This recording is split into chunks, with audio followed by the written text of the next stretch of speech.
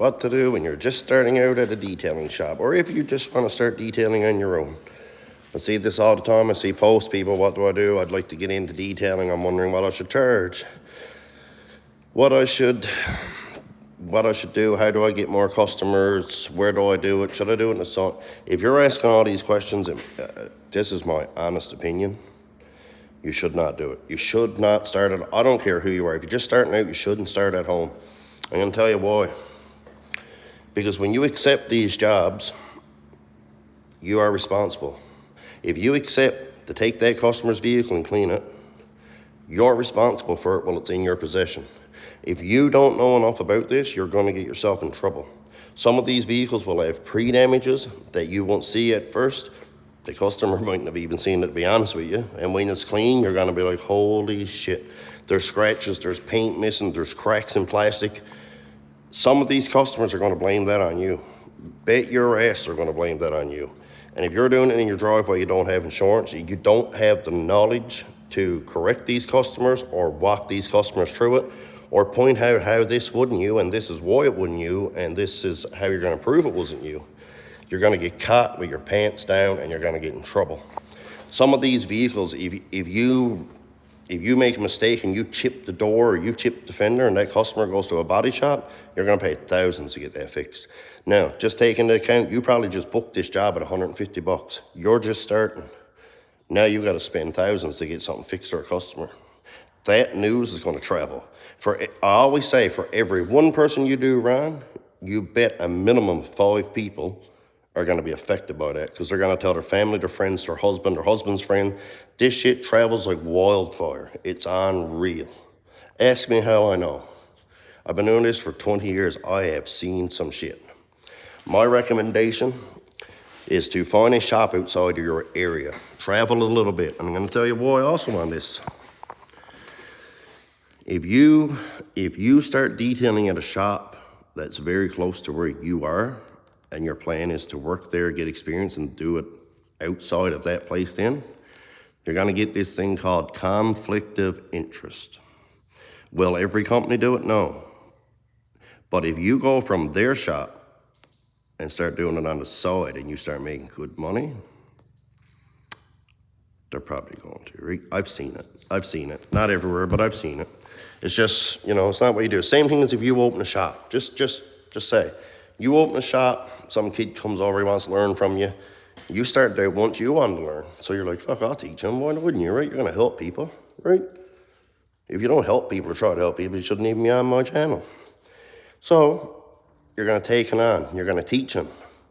He's going to become a very good detailer with you. And then he's going to leave and open up his own shop 1 kilometer away. That's just a bit of a piss off, to be honest. This sucks, but it could happen, right?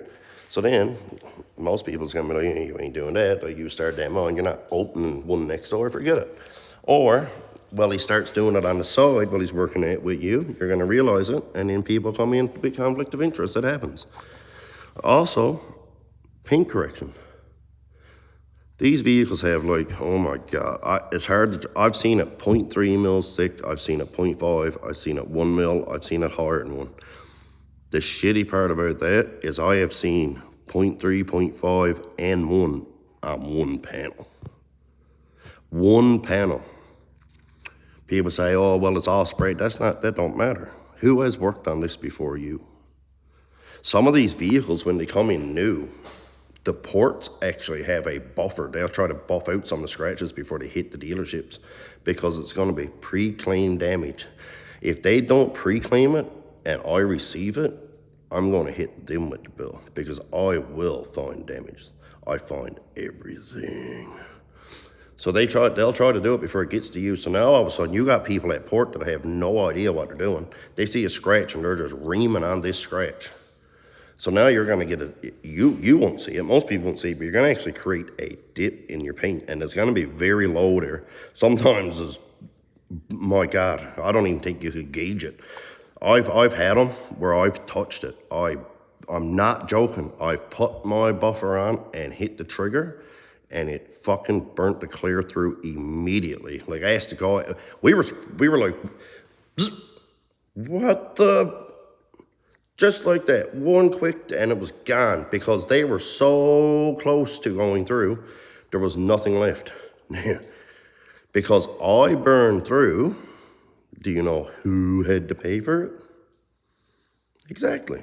And that's what they do, right? If they can make it look so it's not there, you receive it, you don't see it, because you only got X amount of hours to clean it. So if you're busy, you don't see it right away because they half-ass covered it.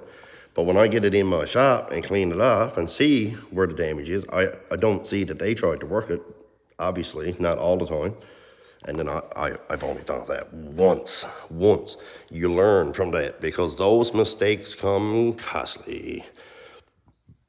But on the other side is I do bodywork and paint. I do paint correction. I can paint brand new vehicles. So we don't send anything outside. Like if you come to me, anything happens, pay your ass, I'm gonna paint it. We've made mistakes. I have guys made mistakes on hoods, fenders. I paint them. Customers more than happy because they just paid for a detail. Now they got a fender painted that had 100 scratches anyways. But if your fender had 100 scratches when you brought it in and we knew that, but my guy chips that paint, I'm still gonna do it. You brought it to me to be cleaned. I was gonna do the paint correction on fender anyway. It don't matter what damage was there, is if you made more. Just remember that. Just be very careful. Very, very, very careful, right? Not only that, the chemicals that are out now are very aggressive. Some of them are good. We have lines. My friend owns a chemical line.